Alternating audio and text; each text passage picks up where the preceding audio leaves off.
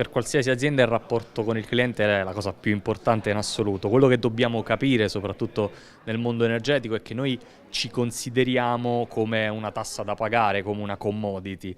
Il vero switch mentale è quello di cambiare questo approccio e pensare che noi siamo quello perché ci poniamo in questo modo.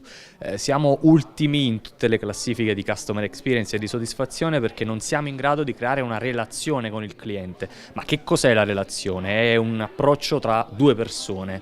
Il problema è che noi non parliamo alle persone, pensiamo di essere un'azienda che parla dei consumatori, un'azienda che parla ad altre aziende, quando in realtà siamo persone che parlano a persone. Per cui il modo migliore per creare una relazione è imparare ad essere noi stessi, iniziare a dare del tu al cliente, iniziare a mettere i volti, a dire chi siamo, che cosa vogliamo dare e dove vogliamo arrivare. La relazione si crea tra persone, si crea nel tempo, dobbiamo imparare a gestire ed essere sempre presenti nel tempo, altrimenti non è più una relazione, è un rapporto uno a uno fornitore-cliente.